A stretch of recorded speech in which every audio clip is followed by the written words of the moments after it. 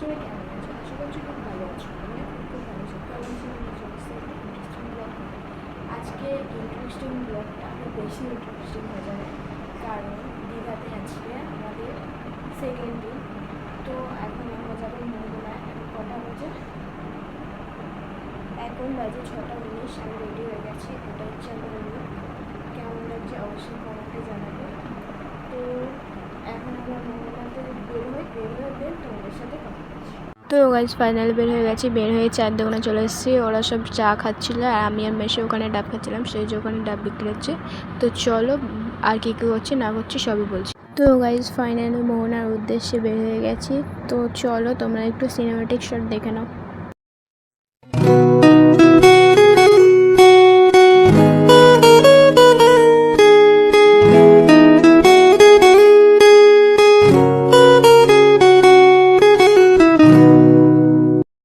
তো গাইজ রাস্তায় যেতে যেতে এই জগন্নাথ মন্দিরটা দেখলাম। এখানে হচ্ছে এটা তৈরি হচ্ছে, অনেকটাই এখনও কাজ বাকি।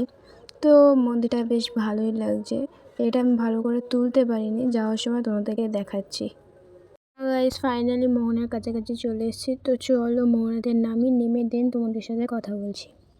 তো গাইজ ফাইনালি মোহনাতে চলে এসেছি। তো সেই জায়গাটা ভিড় হয়ে আছে, ওখানটা জাল টানছিল। তো চলো ওখানে গিয়ে দেখি কী কী মাছ উঠেছে।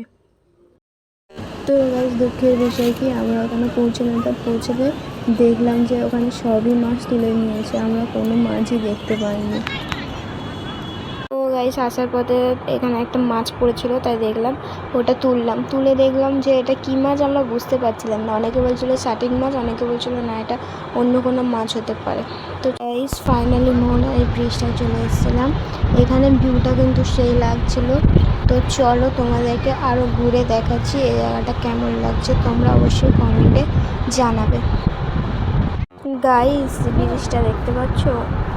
এখান থেকে পড়লেই সবার হাত পা কেটে যাবে এমন ব্রিজ, কিন্তু সবাই সাবধানে যাচ্ছিলো। জায়গাটা কিন্তু খুব সুন্দরই লাগছিল। তো এখান থেকে আমরা অনেক ভিডিও করলাম, ফটো তুললাম। আমার যদি ভিডিও দেখতে চাও, ইনস্টাগ্রামের লিঙ্ক নিচে দেওয়া থাকবে, অবশ্যই গিয়ে দেখে আসবে। তো চলো সামনের দিকে যাই, দেন গিয়ে তোমাদের সাথে কথা বলছি। তো গাইস সামনের ভিউটা দেখো, সেই লাগছে। তো চলো তোমরা একটু সিনেমাটিক শট দেখে নাও।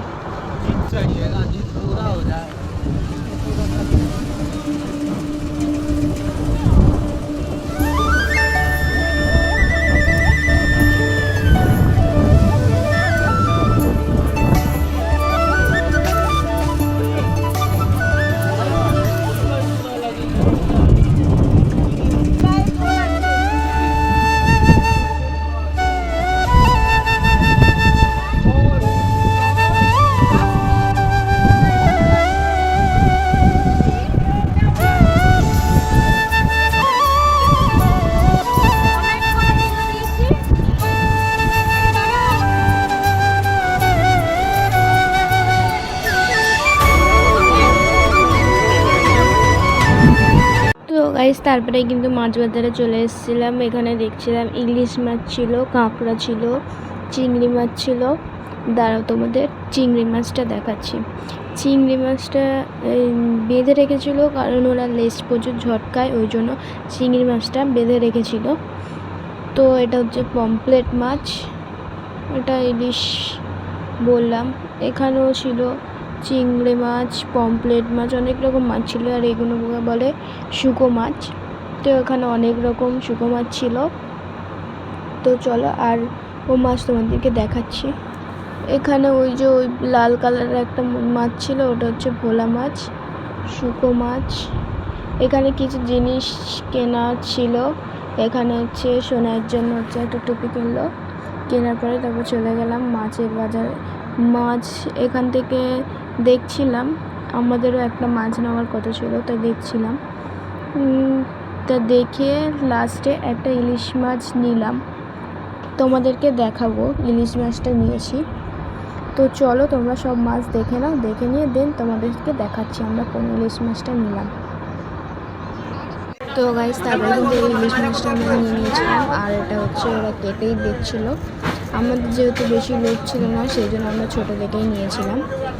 তো চলো ওরা কাটছে, কেটে নিক, দেন আমরা কোথায় যাই না যাই তবে তোমাদের সাথে শেয়ার করছি। তো গাইস আমরা মোহনা থেকে উদয়পুরের দিকে রওনা হচ্ছিলাম। আমাদের মোহনা থেকে সোজা রুমে যাওয়ার কথা ছিল, তারপরে হঠাৎ করে প্ল্যানটা চেঞ্জ হয়ে গেল। তো চলো তো গাইস যেমন কথা তেমন কাজ, তোমাদেরকে বলেছিলাম যাওয়ার সময় ভালো করে তুলতে পারিনি, তাই আসার সময় ভালো করে তুললাম।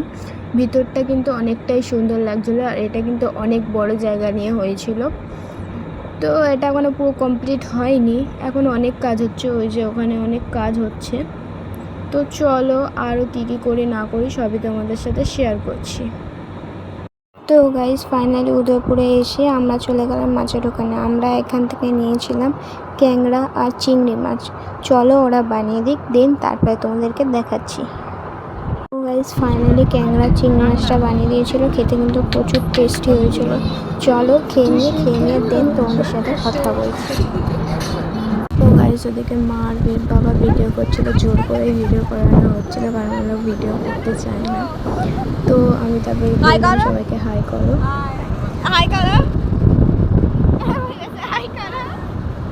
তো গাইস ফাইনালি আমরা রুমের দিকে যাচ্ছি। তো তারপর আর ভিডিওটা কন্টিনিউ করিনি, মোহনা দিকে আমরা উদয়পুরে এসেছি, তোমাদেরকে তো সেটা আগেই বলেছি।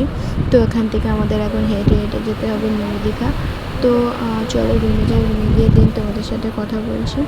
আর আমরা তো এখন সমুদ্রে নামতে পারবো না, কারণ জোয়ার এসছে, সেই 4:30-এর আগে কাউকে নামতে দেবে না।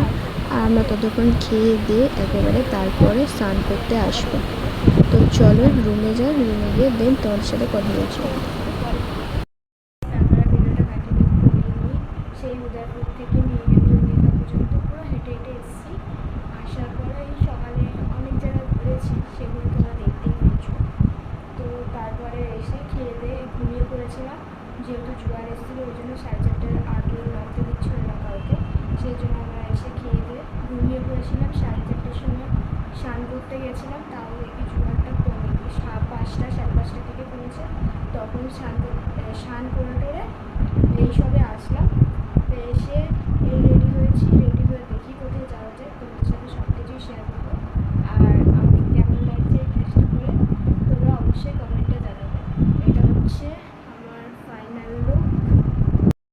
চলো বাইরে যাই, বাইরে গিয়ে তোমাদের সাথে কথা বলছি।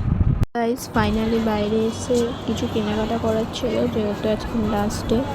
তো ওইদিকে মাসি হচ্ছে সোনুর জন্য পুতুল কিনছিল। তো চলো আর কী করি না করি সবই তোমার সাথে শেয়ার করছি। তো গাইজ ফাইনালি আমরা রুমের থেকে যাচ্ছি। রুমে গিয়ে বাবা আর মেসুর সাথে একটা ছোট্ট মতন প্র্যাঙ্ক করব, আর প্র্যাঙ্কটা হবে এই জিনিসটা দিয়ে। তো চলো রুমে যাই, রুমে গিয়ে দেখি কেমন ওদের রিয়াকশানটা হয়। চলে এসছি, চলো গিয়ে রিয়াকশানটা দেখি।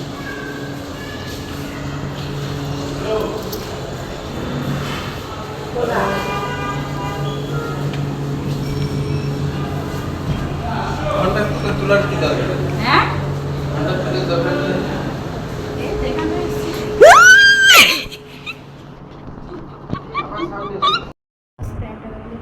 অবশ্যই কমেন্টে জানাবে। তো আজকে হচ্ছে আমাদের দীঘাতে লাস্ট ডে, কালকে সকালে হচ্ছে আমরা বের হয়ে যাবো।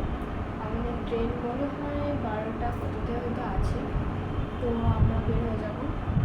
তো আজকের ভিডিওটা এই পর্যন্ত। যদি ভালো লেগে থাকে like, comment, share and subscribe. তোমাদের সাথে দেখা হচ্ছে নেক্সট ব্লগে।